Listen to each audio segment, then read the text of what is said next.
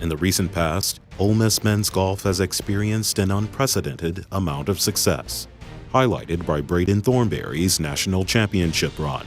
Braden Thornberry, the lead, his birdie, and he pours it in style, and there is your 2017 men's individual champion, Braden Thornberry of Ole Miss. The championship has taken the program to all new levels, and expectations are as high as they've ever been.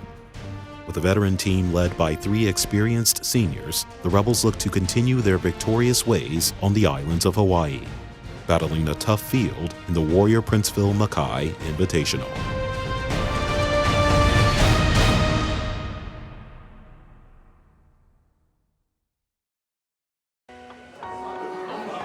Tell us a bit about Braden, Coach, and what he means to our program.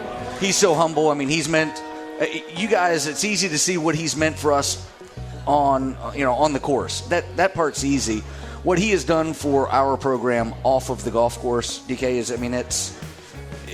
it's immeasurable, right? I mean, and it's a bigger contribution. He's had a bigger effect off the golf course, representing our university as he has, on the course. And that says it all, really. One of our elite players, to say the least. Y'all give it up for Braden Thornberry out of Olive Branch, DeSoto Central. Tell us about your game. Where do you think you are right now? What do you want to do as you go down this senior stretch run?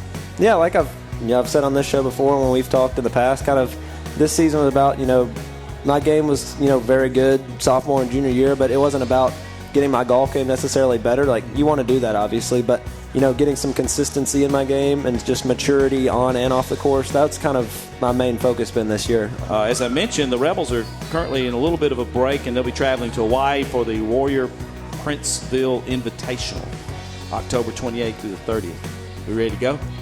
Absolutely, it's Hawaii. I'm always ready to go. Men's golf, one of the top programs in the country right here. So honored to have them tonight. We'll have some closing thoughts when we come back on Rep Talk.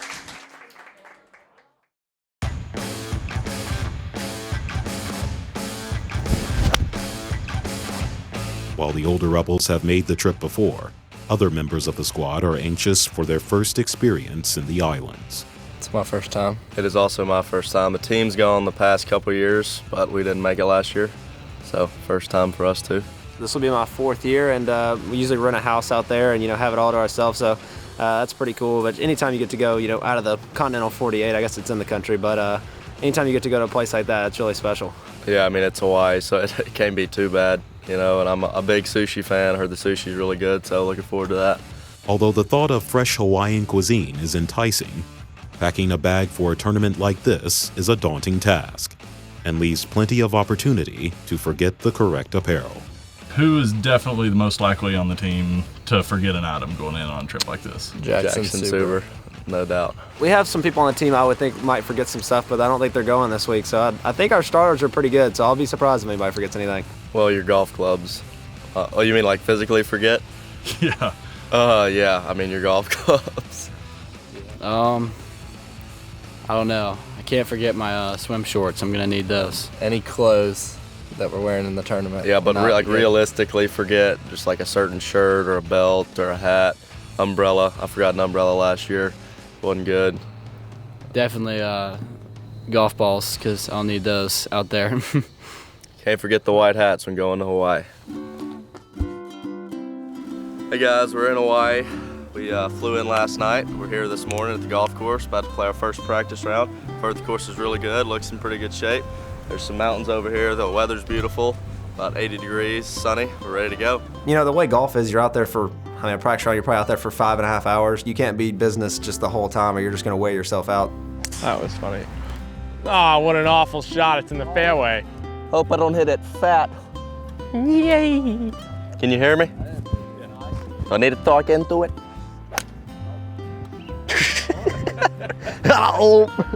But you think if you just caught one of those chickens and just someone cooked it up and ate it, would it taste the same? Something about this one. It's all in how you recover and turn it into 5, even a 6. Who cares? Yeah. The risk. Didn't work out. Remember that back pin, you have got to play to the center of this green. The second that you sit there and move that target a little bit further right, Now you're re-teeing, you're getting to hit this shot again. It's the only place that you cannot play from. That's how you do not win and put yourself in a position to win this golf tournament. You can aim over that way and hit any golf shot that you want to, and you're going to have a shot at birdie. You know, when you have a freshman out there that, you know, he doesn't even know where to aim on the first hole, it's kind of, you know, taking them under your wing a little bit and like making sure, you know, our younger guys are prepared the same way. Don't cheat it that far right. It's impossible. It's impossible. Yeah, I would hit this putt. This is a very common spot for everybody. Oh. Birdie start, I'm quitting. There is no reason that you need to be a hero and make a falcon every single time, right? Yeah. We don't have to. That's not the key to playing this hole the best and picking this thing apart. We work really hard in the practice rounds and probably stress them a little more than most teams do, but it's awesome for when we get in the tournament. We can just relax and go play golf.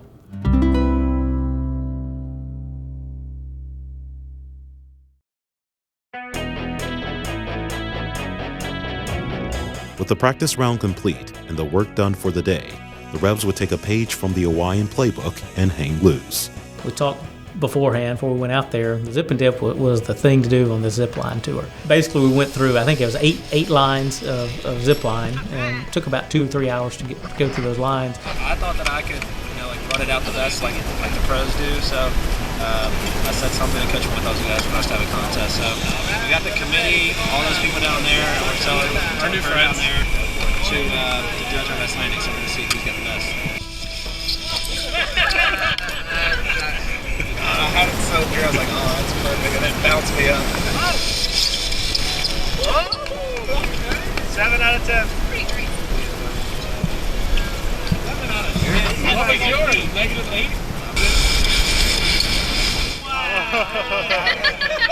And it was cool this time. We got to like hike down a trail, and there's like a little pool of water. We were all jumping off, having fun. So it's just, awesome time to relax and just see tremendous views. Zip and dip swimming was fun. Our team, in pretty normal fashion, was all like playing around with the inner tubes, trying to see if Braden could jump through the middle of an inner tube. That was also fun. Like a glove! Like a glove! Like a glove! So we had zip line there before, but it's one of those things that, like, even if you had done it before, you get there again and it's still just as incredible. See, that was pretty cool! I'm going, baby! I'm winning! I'm winning! I'm winning! Come on! Come on! Get you some! Get you some! Let's go! Look at him! So good! So good! No! No! No! Had a lot of fun. I won against Cecil, obviously, raced at the end. He's a little burnt up about it, but I'm sure he'll be fine. Get back out to the golf course tomorrow. The morning rain would not dampen the Rebels' spirits on the opening day of the tournament. Senior Josh Seipel and his push cart would see to that. We'll get a video of Josh pushing his cart. We'll four-wheel action today. I mean, this is only for short people, but it works. You run out of jokes at some point. We've gone over it years and years. Reserved Ole Miss.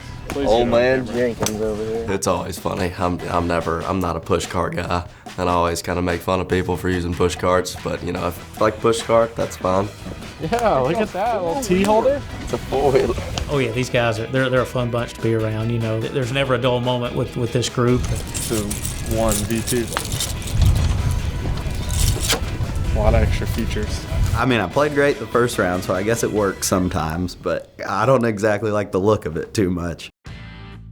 Despite the appearance of his push cart, Seipel would lead the tournament firing a field low of 65. Fellow senior Bo Briggs would be right behind him with a 66. Honestly, my first 9 holes, about everything went well. Hit it great, made a lot of putts. I shot 29, I think, on that side, so not too much went wrong there.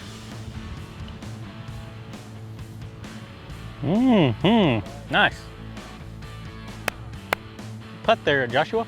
I don't care where you shoot, where you play, and or what golf course, but 65, 66, anywhere is a good golf score. Mackay course is a golf course where it just takes a little bit of momentum, and you can, string 4 or 5 birdies in a row together, and you really get it going. There was never a point where I thought in my head like, oh, like I can get this to 66 if I, make a few more birdies or anything.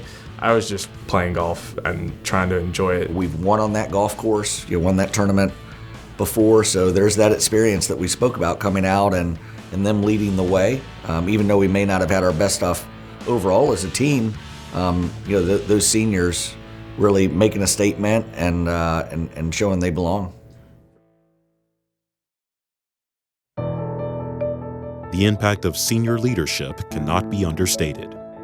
This year's class is no different, providing the team with veteran leadership. Me and Braden came in here together and lived in the dorms, and then Josh had redshirted. It's been awesome just growing with them, and now the last 2 years being the older guys and the leaders, and they're two awesome dudes. Those have kind of always been my go-to guys kind of on the team because, you have a special bond with people that are your age. Well, I think anybody will tell you in any sport, whether it's basketball, football, you don't really know what to expect from your freshmen, but it really comes down to your senior leadership. And they're all great people and great friends and good role models. It comes from a culture of accountability, and guys that are doing the right things on a daily basis. I don't have to worry about them nearly the way I did as a freshman. But what I will tell you is not everyone progresses like that. Each person's a little different. That we have 3 great seniors. They're all great leaders, and they're different ways. Braden's Braden, and the on-course stuff is very easy to see. His resume is very big, but off the golf course and just being a team guy, what he's brought to our program, even notoriety, has been a very big influence on what we've done.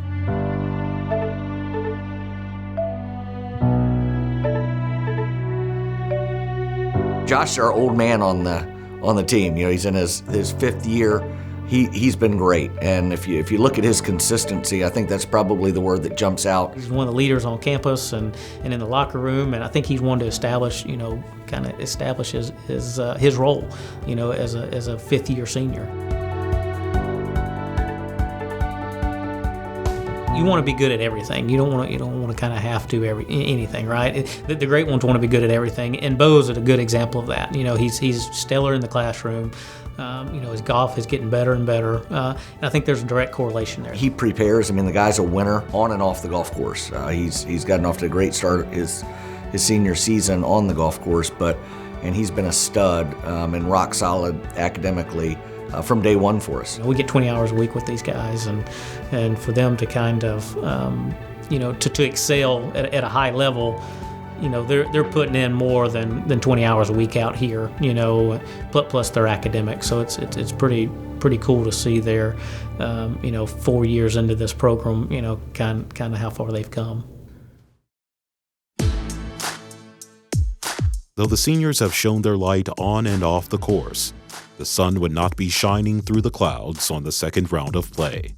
When we're going into that golf course, that's a given. It's gonna rain at some point. A day like that, what makes it so difficult is that it's raining from the first tee all the way to when you finish. And we let the conditions get to us a little bit. As I mentioned to our guys, conditions weren't just tough for us. They were tough for everybody.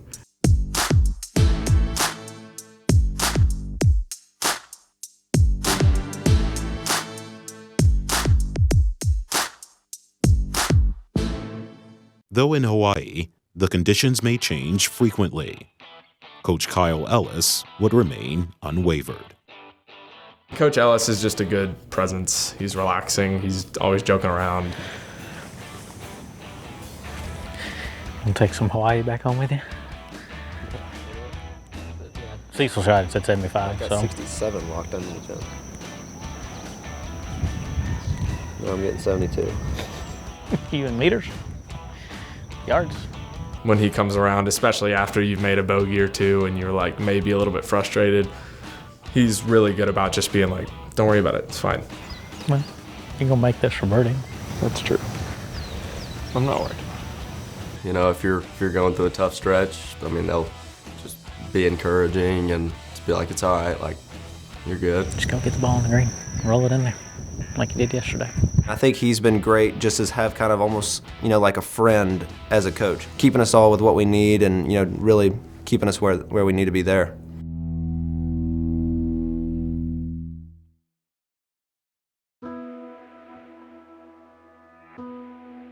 Despite the woes of the second round, the Rebs were eager to get back to work for the third round of play. Bouncing back, especially in college golf, the third round's important, and I think as a team over the years we've always been great third round teams and closing things out. I think we handled the conditions a little bit better, and the conditions were still a little bit tough at times during that final round, but I was really happy to see our guys respond and handle some of those same situations they saw the day before.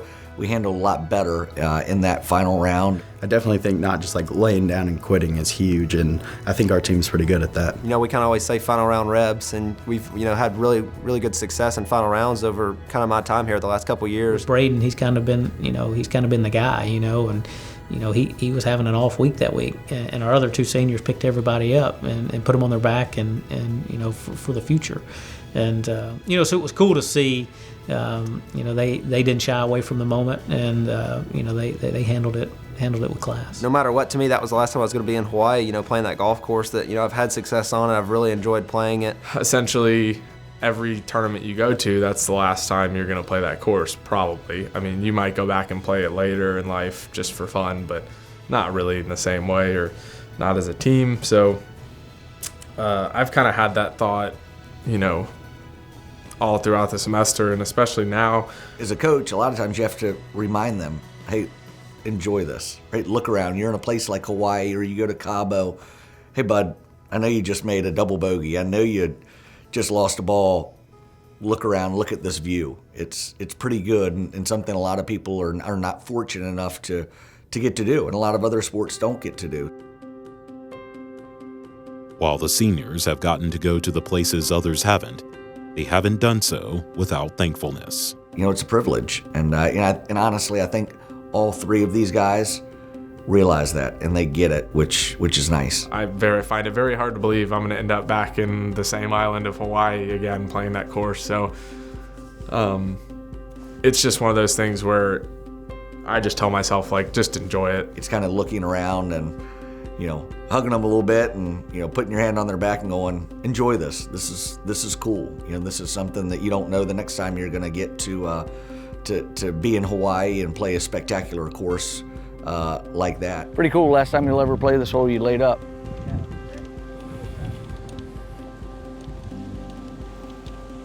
Not exactly what I had in mind. I wanted a Falcon.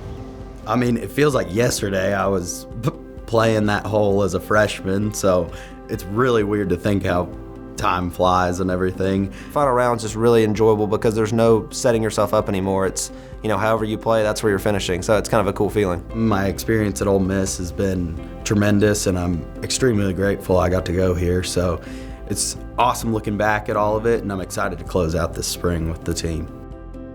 Most people don't even get a chance to go to Hawaii, or,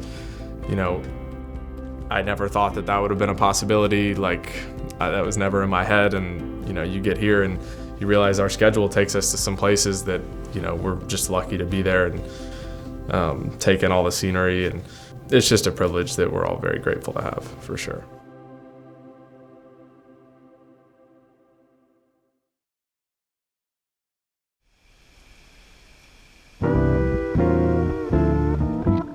Getting to the Queen's Bath was kind of a nightmare this year. The path is it's really slick, a lot of roots and obstacles you have to climb to get down there. You could hurt yourself getting down there. It was just so rutted out. You had to take big steps into footprints with water in them and all that kind of stuff. But once you get down there, it's awesome, and you have a lot of fun. It's kind of just like a natural little pool. The waves kind of crash over the rocks. There's a little 12-foot high little jump. You can jump into this pool. It's one of those places in Hawaii where you really sit there and understand you're on a rock in the middle of the Pacific Ocean. It's probably the most beautiful place I've ever seen in person, and I mean, it looks fake, honestly. It's awesome to just relax and honestly not really have to think about school or golf, and we don't get to do that very much. Always kind of have a hectic schedule, so it's awesome going, especially a place like there, and just relax, hang out.